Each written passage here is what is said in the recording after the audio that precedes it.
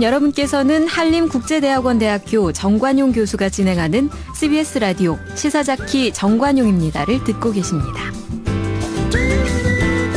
사운드 오브 뉴스로 이어갑니다. 김민아 기자 어서 오세요. 안녕하세요. 오늘 들어볼 뉴스 소리는요?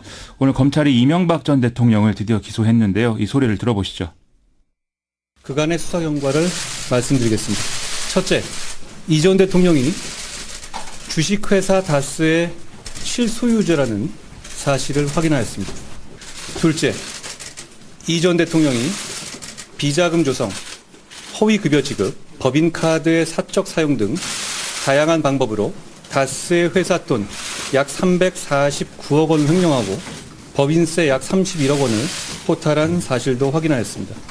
셋째, 이 전 대통령이 대통령으로서의 직권을 남용하여 청와대 직원, LA 총영사 등 국가 공무원들로 하여금 자신의 개인 재산 관리 문제에 불과한 다스의 미국 소송과 차명재산의 상속세 절세 방안 준비를 공무로서 지원하게 하고 미국 로펌 에이킹 검프를 다스의 법률 대리인으로 고용한 후 그 수임료 등 약 68억 원을 삼성그룹으로부터 이건희 회장 특별 사면 등에 대한 대가로 뇌물로 제공받은 사실도 확인하였습니다.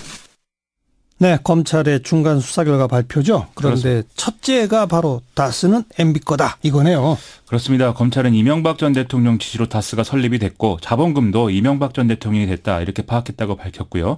이제 그 1995년 증자할 당시에 차명 보유했던 도곡동 땅 매각 대금도 투입됐다 이렇게 밝혔습니다.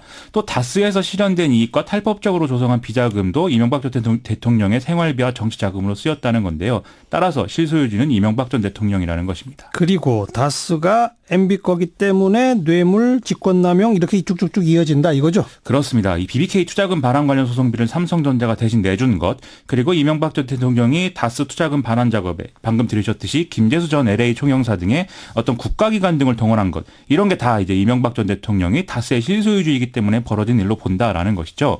특히 삼성의 소송비 대납하고 이건희 삼성전자 회장에 대한 원포인트 사면, 이게 이제 대가관계다라는 점을 또 분명히 하고 있고요. 예. 이명박 전 대통령이 분식회계 등을 통해서 다스 돈을 쓴 것에 횡령 혐의를 적용했는데 이것도 이제 마찬가지로 실소유주라서 그렇다라는 논리인 겁니다. 그게 다가 아니고 국정원 특활비 받은 거, 인사청탁 관련해서 뇌물 받은 거 이런 것도 또 포함되죠?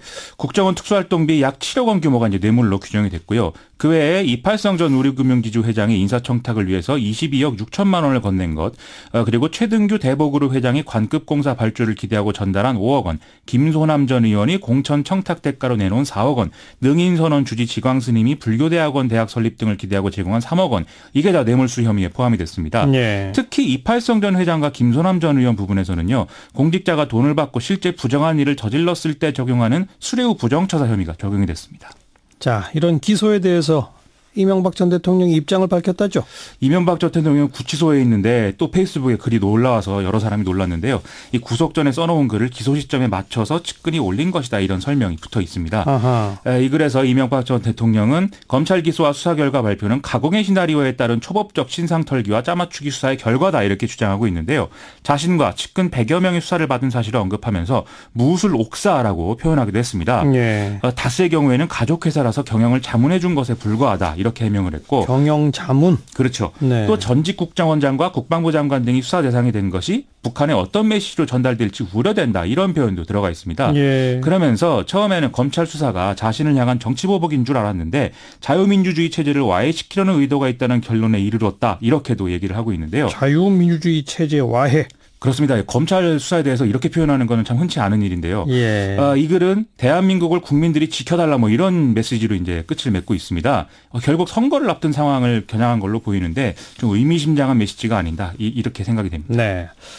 그리고 지난주 터진 그 삼성증권 사태, 이게 아주 파장이 점점 커지죠? 그렇습니다. 오늘부터 그 금융감독원이 삼성증권을 대상으로 특별점검에 착수하기로 했는데요. 이것은 배당 착오 사태 당시에 매도된 주식의 실제 거래가 오늘과 내일 양일간에 이제 이루어지기 때문입니다. 금감원은 또 삼성증권의 사고 수습과 신속하고 차질 없는 투자자 피해 보상이 이루어질 수 있도록 명확한 기준과 절차를 마련할 것을 촉구했는데요. 예. 금감원은 또 11일부터 19일까지 본격적인 현장 검사를 실시한 이후에 전체 증권사와 유관기관 대상으로 주식거래 시스템 전반에 대한 점검에 나선다는 계획을 밝히고 있습니다. 근데 오늘 보도를 보니까 삼성증권만이 아니라 다른 증권사도 비슷한 문제를 안고 있다면서요? 지금 문제는 실제로 존재하지 않는 주식이 배당을 통해서 우리사주조합원에게 지급이 됐다. 이거 아니겠습니까? 그런데 통상 주식 배당이 이루어질 경우에는 발행사가 예탁결제원하고 한국증권금융을 거쳐서 증권사의 우리사주 관리 시스템을 통해서 이 배당을 하도록 그렇게 돼 있거든요. 예. 그런데 우리사주에 대한 현금 배당의 경우에는 발행사가 조합원에게 직접 입금을 하도록 돼 있다는 겁니다. 그러니까 예탁결제원이나 뭐 증권금융 이런 데 안 거친다 이거죠? 그렇죠. 그래서 즉 삼성증권이 원래 하려고 했던 것은 발행사 입장에서 현금 배당을 하려고 했던 것인데 이게 시스템상에서는 투자 중개업자로서 다른 배당사의 어떤 주식 배당을 실행하는 것처럼 인식이 돼서 이게 실행이 됐다는 거죠. 비유하자면 이제 중이 자기 머리 꺾다가 이제 잘못된 그런 사례로 볼 수가 있겠는데요. 예. 금감원에 의하면 이런 시스템은 다른 증권사도 마찬가지인 상황이다라는 겁니다. 지금 이제 시스템 문제를 주로 얘기했는데 근데 지금 일반 국민들은 공매도 없애달라 이러잖아요. 그럼 공매도랑은 관련이 없는 거예요? 금감원 설명을 보면은요, 사태 수습 처리 과정이 이제 무차입 공매도에 대한 것하고 유사하게 진행이 되긴 했지만 공매도의 제도의 문제라기보다는 그보다 더 심각한 어떤 시스템상의 오류의 문제로 봐야 된다 이렇게 설명하고 있습니다. 그래서 이제 기자들이 이제 증권사가 주식을 마음대로 찍어낼 수 있으니까 평소에 티가 안 나는 방식으로 증권사가 시세 조정 등에 나선 것이 아니냐라는 의문이 있다. 어떻게 설명할 것이냐 이렇게 물어봤는데요.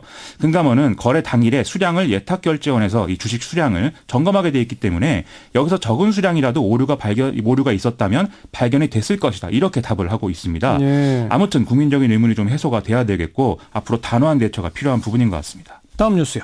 오늘 정세균 국회의장과 원내교섭단체 대표들이 4월 국회 일정에 대한 합의를 모색을 했는데 실패했습니다.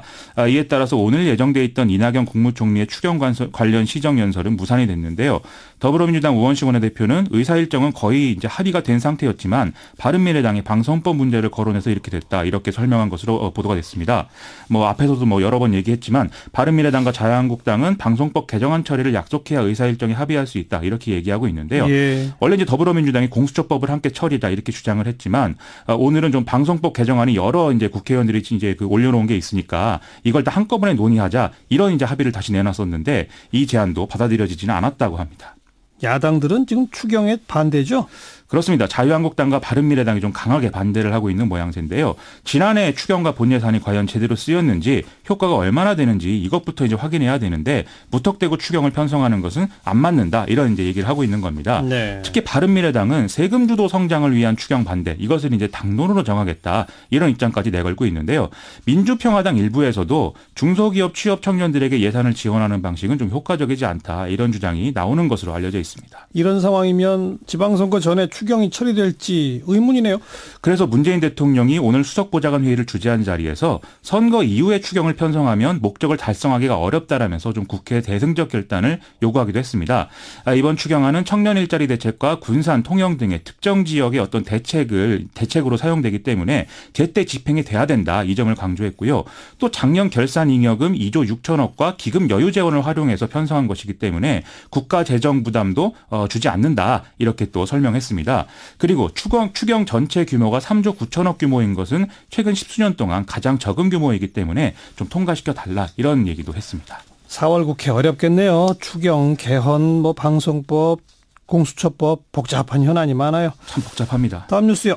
드래곤 네스트, 던전 스트라이커 등을 개발한 중국계 게임사 아이덴티티 게임즈가 체불된 초과근로 수당을 지급하라는 당국의 지시를 받고 이를 이행한 것처럼 증거를 날조에 제출했다가 적발됐다고 한겨레가 보도했습니다. 아이덴티티 게임즈는 지난해 6월에 직원 160여 명의 3년치 초과근로 수당 6천여만 원을 지급해라 이런 시정명령을 받았는데요. 예. 2달 후에 이를 이행했다면서 이체 확인증 사본을 노동청에 제출을 했는데 확인해 보니까 이 이체 확인증이 조작된 것으로 드러났다라는 것이죠. 아니 돈 계좌 이체했다는 이체 확인증을 조작했다고요? 그렇습니다. 어떻게 해요? 이 게임에서 나온 일이라고 봐야겠는데 포토샵이라는 이제 사진 수정 프로그램을 활용해서 직원들에게 수당을 입금한 내용에 시중은행 확인 도장까지 찍혀 있는 것처럼 이제 꾸몄다는 겁니다. 노동청은 최근 이 사실을 업체에 통보하고 지난달 29일 이 회사 대표이사를 공무집행 방해 등의 혐의로 경찰에 고발한 그런 상태라고 합니다. 이건 거의 사기인데요. 사기죠. 이 정도면 진짜 노동 환경이 아주 가혹했던 회사 아니에요? 이 신용평가기관인 언론인 나이스 평가 정보에 따르면 이 업체의 퇴사율이 40% 이를 정도로 심각한 상황이었다고 하는데요. 네. 업계에서는 신입사원이 들어가서 실력을 쌓는 게 아니라 탈진을 해서 나오는 회사다. 신입사원의 무덤이다. 이렇게 불릴 정도였다고 합니다.